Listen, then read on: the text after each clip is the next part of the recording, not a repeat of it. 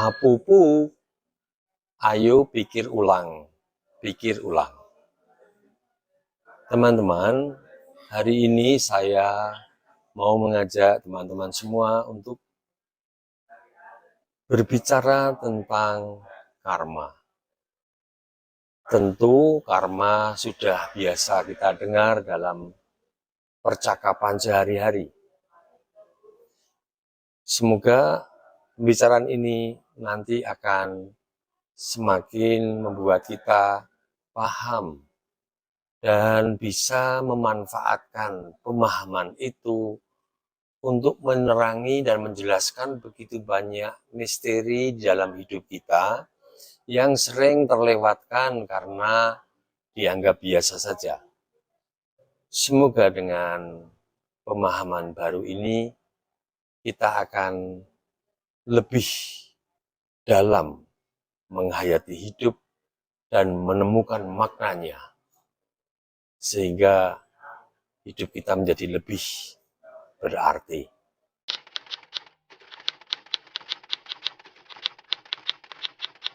Karma itu kalau kita bahasakan dengan bahasa yang bisa dipahami orang awam dengan bahasa sehari-hari dan sudah cukup banyak dikenal orang, itu kurang lebih sepadan dengan kata hukum sebab akibat. Artinya segala sesuatu itu tidak ada yang berdiri sendiri.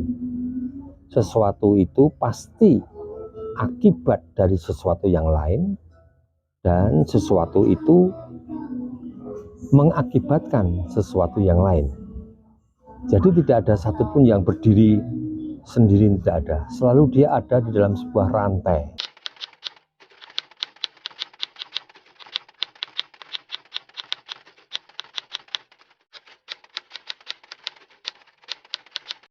Ya, tapi gaya itu pun hanya sebagai akibat. Ada gaya yang mendahului dulu gitu, dan gaya itu hanya akibat gitu.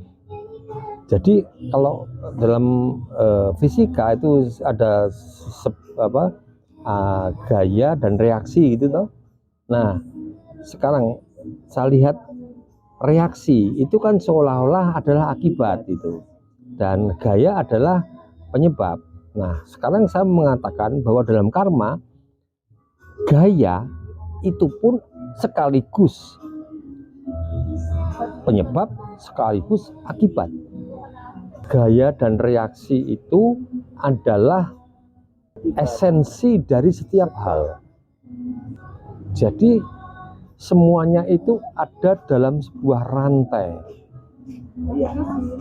dan sebagai rantai dia akan menjadi rantai ketika dia terkait dengan gelang sebelumnya dan terkait dengan gelang sesudahnya. Justru kekekalan itu bukanlah sesuatu titik di ujung sana, tetapi kekekalan itu karena dia melingkar terus, tidak ada habisnya. Jadi kalau pemahaman tadi itu menganggap kekekalan itu sebuah titik, sementara karma itu kekekalan itu adalah ketika rantai itu yang tidak ada ujungnya, tidak ada pangkalnya. Karena konsekuensi dari ada ujung dan pangkal, lalu ada kausa prima, ada penyebab pertama. Orang-orang samawi akan berpikir lalu ada pencipta. Ada pencipta yang tidak diciptakan. Nah, sementara dengan hukum karma ini, konsep ini nggak ada. Jadi semuanya tercipta sendiri dan tidak bisa dilukiskan, dirumuskan bahwa ada yang mencipta dan yang diciptakan, nggak ada. Nah, ini akan sedikit berbeda dan nggak bisa dicampur gitu. Ini yang membedakan filsafat samawi dengan filsafat timur. Filsafat samawi itu ada ujungnya, di sini adalah kausa prima, penyebab yang tidak disebabkan, lalu disebut sebagai Allah atau Tuhan. Dialah yang menyebabkan segala sesuatu. Tapi dalam filsafat timur ini nggak ada. Jadi dia mau, ya udah diproses terus.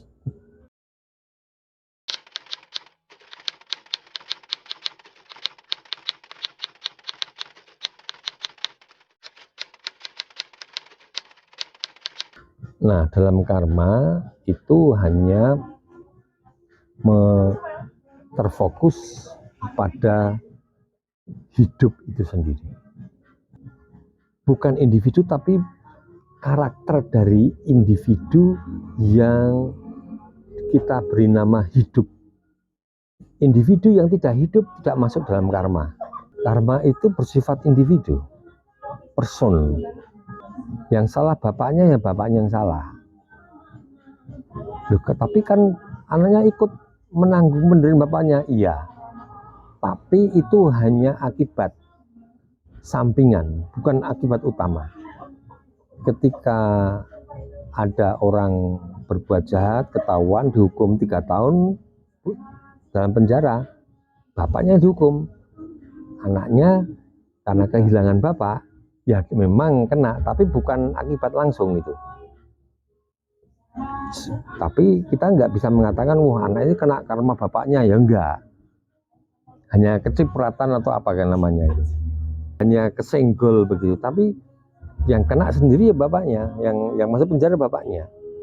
Maka ketika yang bersalah bapaknya, yang dipenjara bapaknya, anaknya ikut makan duit yang dicolong bapaknya, tapi dia nggak ikut dihukum kok. Tapi dia memang jadi ejek-ejekan, jadi sekarang mati sumber penghasilannya karena bapaknya dipenjara dan seterusnya. Di dalam hukum karma itu kan ada reinkarnasi, bahwa anaknya harus ikut ngerasake hukuman bapaknya. Itu ada kemungkinan dia dalam hidup sebelumnya ada buah kesalahan yang belum dibayar saat ini melalui kesalahan bapaknya. Tidak bisa dilihat hanya dalam sepenggal hidup kita yang sekarang ini, tapi dilihat dalam lingkaran-lingkaran sebelumnya juga. Jadi caranya melihat seperti itu. Karena dalam inkarnasi memang tidak seperti agama samawi yang melihat waktu itu hanya segaris penciptaan lalu berakhir dengan kiamat. Enggak. Kalau dalam hukum karma nggak ada penciptaan, nggak ada akhir ini, nggak ada garis ini, nggak ada, tapi lingkaran. Itu yang sering membuat kita kesulitan memahami. Sesungguhnya itu terkait dengan lingkaran-lingkaran kehidupan sebelumnya. Ini yang lalu kalau itu hanya bersifat spekulatif, jadi sulit untuk memastikan kepastiannya di mana. Ya dalam hal ini ya memang itu imajinatif, tapi spekulasi ini ya samalah, kita kan hanya bisa merasakan apa yang kita hadapi sekarang itu, dan itu kan melampaui kita. Misalnya 1000 tahun kita kan nggak bisa membayangkan kayak apa, tapi justru kata 1000 tahun itu pun sebuah spekulasi. Apa ada 1000 tahun itu? Kan hanya kata orang. Waktu itu kalau orang memberikan penjelasan kadang disebutnya sebagai ilusi. Ilusi tapi yang diperlukan tergantung lagi dari definisinya. Saat kita mimpi, aku mimpi naik gunung, padahal aku tidur. Yang nyata yang mana? Pada saat aku mimpi. Selama proses mimpi itu, apakah aku mengatakan itu mimpi? Setelah aku keluar dari situ, aku menyebut itu mimpi. Ilusi itu sesuatu yang ada, tapi adanya hanya sebagai alat bantu. Ilusi itu saya sering bahasakan sebagai stiker. Kalau kita mau membangun gedung tinggi, mau tidak mau saya butuh stiker untuk menyangga beton belum kering dan seterusnya. Tetapi saat gedung sudah jadi, stikernya dihilangkan. Maka ilusi itu diperlukan supaya kita bisa punya gedung. Tapi kalau kita sudah punya gedung, ya stiker disingkirkan. Nah, ilusi seperti itu. Nah, saat ini saya bilang ini ilusi. Iya, ini ilusi. Tapi pada saat yang sama saya bertanya, kalau ini ilusi, gedung apakah yang sedang kamu bangun? Yang setelah ilusi detik ini, jam ini, kutarik, gedung itu ada. Tapi kalau semuanya hilang, berarti kita nggak punya apa-apa. Tanpa ilusi kita nggak bisa punya yang real, itu nggak bisa. Jadi ilusi itu diperlukan untuk kita dapatkan yang real. Tapi kalau aku sudah dapatkan yang real, ilusi aku singkirkan, udah nggak perlu. Jadi yang hari ini ada ini kuperlukan supaya aku bisa membangun gedungku hari ini. Esok hari ini sudah nggak ada, aku sudah nggak di sini lagi. Seharusnya aku sudah punya gedung yang kubangun hari ini. Nah, kalau hari ini hilang tanpa aku mau menghasilkan gedung apapun, berarti sia-sialah hidupku. Semuanya ilusi jadinya. Tapi kalau gara-gara ilusi hari ini, aku lalu mendapatkan sesuatu yang kekal, yang abadi, yang selalu ada bersamaku, berarti aku sudah menggunakan ilusi dengan sebaik-baiknya dan sesuai dengan peruntukannya. Karena ilusi hari ini diperlukan agar aku bisa membangun bangunanku hari ini. Ini sebuah tantangan bagi setiap orang.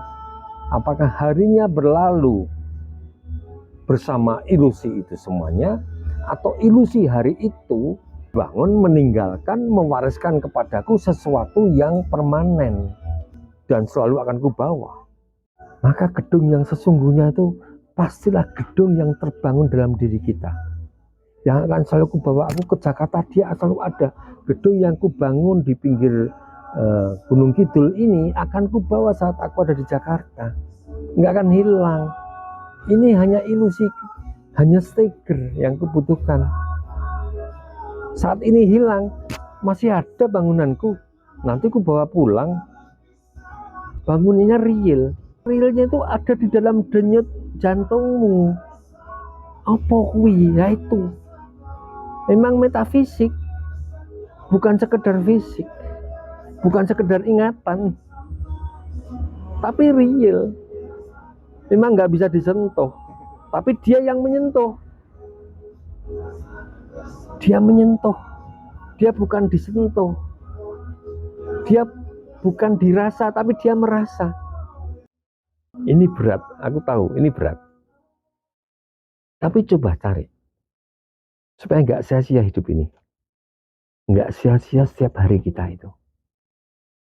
Jutaan orang apa? Menyanyiakan harinya. Karena dikiranya ya itu, lalu sudah selesai. Oh jangan, hari ini adalah stiker untuk hari ini.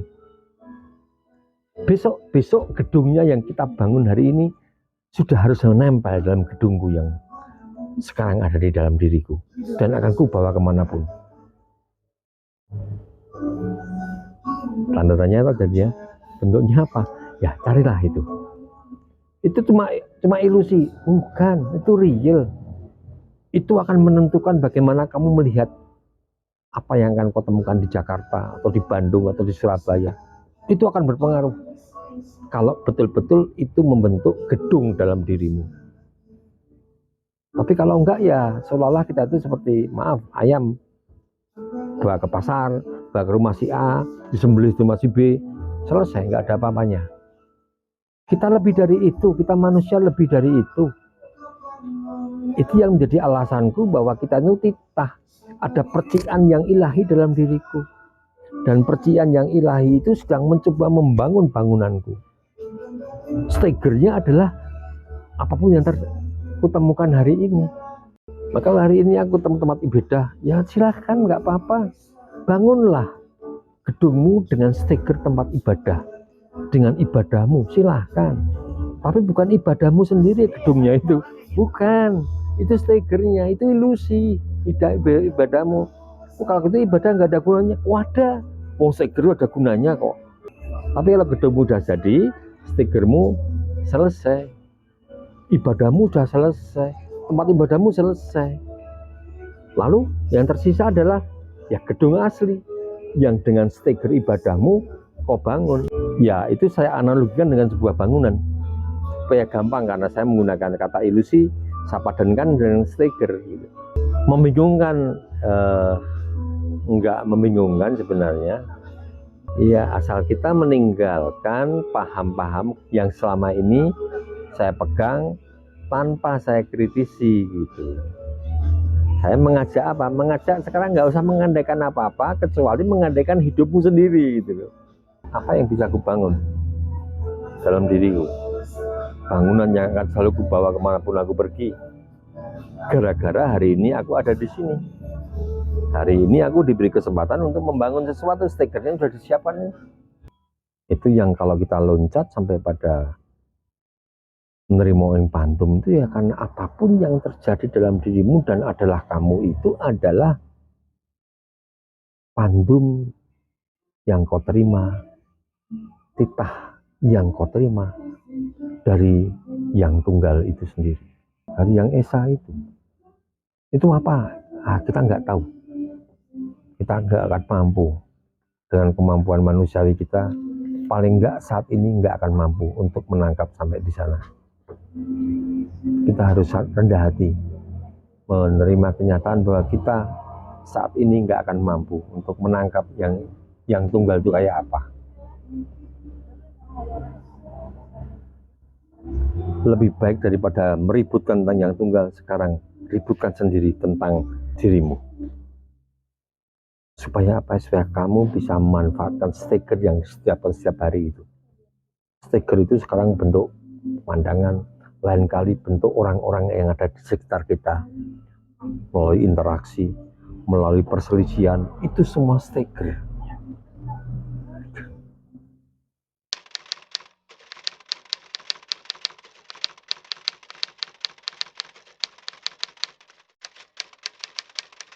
Karma itu ya stiker, dalam arti dia adalah sebuah ilusi yang membantu kita memahami halnya sendiri sulit untuk dijelaskan.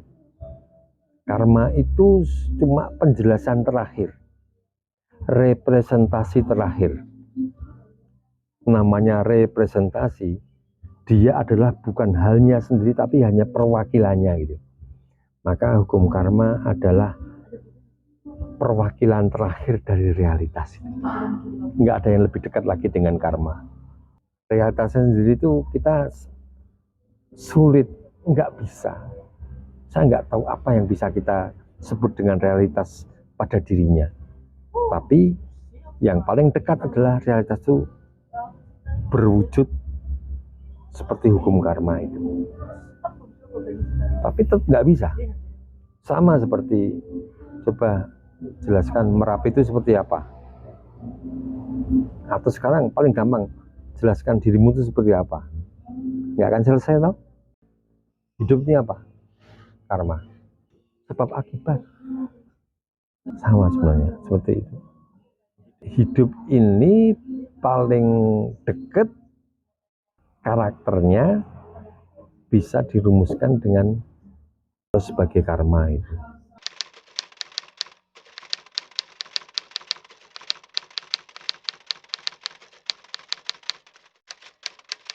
Sebagai rantai ya, ini karma terus itu. Dan ini sendiri karma. Sebab, akibat, dan prosesnya sendiri juga karma. Rantai. Yang disambungkan apa? Rantai. Yang penyambungnya juga rantai. Yang digerakkan itu juga rantai. Terus itu gunanya untuk apa hidup ini? Ya cobalah.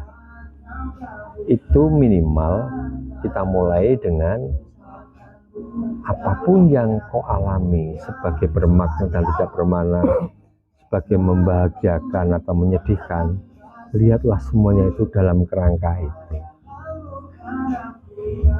Ketika kau lihat hanya sebagian kecil lalu kelihatan sebagai penderitaan, kau lihat bagian yang lain sebagai kegembiraan, ya. Tapi keseluruhannya itu satu paket. Atau seandainya ini mata rantai, sebenarnya mata rantai ini juga sebuah rantai itu, sambung-sambungan. Ketika sebuah mata itu sudah rantai, jadi ada ini sebuah mata rantai yang sambung-sambung ini rantai, dikiranya seperti itu.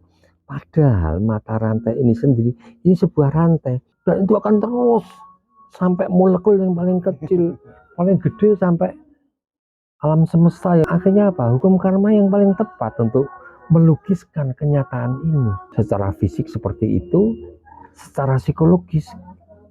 Wah kok dulu gini? Lah iyalah kamu kan dulu gini. Oh iya. Nah ketika kita mencoba untuk fokus pada karma inilah, lalu aku betul-betul menjadi aktor untuk hidupku sendiri. Aku bisa ngatur hidupku untuk bisa, aku tahu ini nanti akibatnya seperti itu. Ya, aku lakukan seperti ini supaya akibatnya lebih baik. Maka aku melakukan hal-hal yang mendatangkan karma baik. Karena aku tahu setiap hal itu ada akibatnya, maka hari ini setiap hal aku perhitungkan. Jangan sampai nanti menghasilkan karma buruk. Maka karena kita melakukan hidup konkret hari ini di sini, ya ini yang jadi alasan moral untuk berbuat baik dan seterusnya itu ya ini.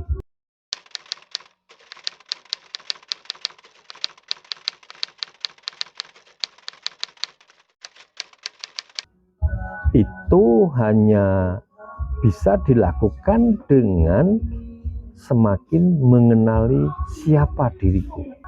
Karena ada lingkaran-lingkaran yang sulit untuk dipahami itu, saya menawarkan satu metode yang sederhana. Kamu hanya bisa memperbaiki itu kalau kamu semakin kenal titah yang diberikan kepadamu. Itu. Kamu sebagai kerbau, kamu memperbaiki diri apa? Ya memperbaiki dirinya kerbau. Jangan memperbaiki diri seolah-olah kamu itu kancil. Kamu perbaiki, kamu tambah baik, iya itu ukuran kancil. Tapi untuk ukuran kerbau itu tidak tambah baik. Nah itu, maka self knowledge tetap menjadi akar dari hukum karma yang menjadi hukum umum itu. Konkret apa? Who am I?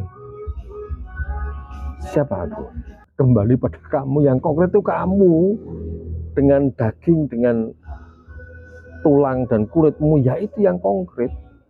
Kenalilah itu, karena di dalamnya semua hal yang diceritakan dalam kitab suci itu ada, itu ya kamu konkretnya. Kumpulan karma tidak baik itu selalu mencoba untuk membawa kita ke tempat yang salah. Jadi kecenderungan untuk semakin otentik dan juga kecenderungan sebaliknya semakin tidak otentik itu pun ada dalam diri kita. Sama dengan rantai itu, yang kalau ada rantai itu pasti ada bagian yang kosong. Kalau nggak ada bagian yang kosong, nggak ada sambungan. Itu mirip dengan yin yang itu. Itu yang membuat rantai itu ada, karena ada bagian yang dikaitkan begitu. Kalau nggak ada kelanjutan hidup. Tapi kelanjutan hidup itu selalu sebuah kekosongan. Yang kosong ini dipakai untuk bisa mengaitkan dengan isi berikutnya. Tanpa ada kekosongan, kita nggak bisa mengaitkan dengan isi berikutnya. Maka daripada kita sibuk untuk mendalami, memahami tentang objek apapun itu, lebih baik kamu pelajari subjek, yaitu dirimu sendiri, yang konkret. Itu berambang itu, yang paling luar itu objek, yang lebih dalam lagi adalah predikat. Kalau itu semua diuncai, maka aku akan ketemu subjek. Dan ada yang membuatku hidup dan ada hari ini, itu adalah ada yang membuat alam semesta ini hidup dan ada hari ini. Itu satu yang Bung Karno merumuskan dengan sila pertama, yaitu itu Maha Esa, itu satu. Dan setiap kata itu kan sebenarnya representasi ya. Ini gelas. Ya, gelasnya yang mana loh itu? Sulit ya. Yang mana gelasnya itu? Ini kan beling. Dan yang saya, ini yang beling. Gelasnya di mana? Untuk mempermudah lingkaran kesulitan itu tadi, ini disebut gelas. Selesai. Tapi bukan gelas pada dirinya, tapi gelas sejauh bisa direpresentasikan, sejauh bisa diwakilkan dengan sesuatu supaya kita sama-sama tahu maksudnya itu. Kancil, ya mungkin toh. Jadi gelas itu, kata gelas itu bukan ini, tapi representasi dari ini gitu. Supaya meskipun ini ada atau nanti suatu saat ini nggak ada, kita bilang gelas, perwakilan gelas itu, kita langsung tahu, oh ya, yang diwakili sana itu. Itu kan bahasa seperti itu. Demikianlah teman-teman, karma yang bisa saya renungkan, saya dalami, dan coba saya rumuskan di dalam kata-kata dan kalimat. Semoga dapat semakin jelas dan kita semakin banyak mendapatkan manfaatnya bagi peziarahan hidup kita masing-masing. Salam semesta.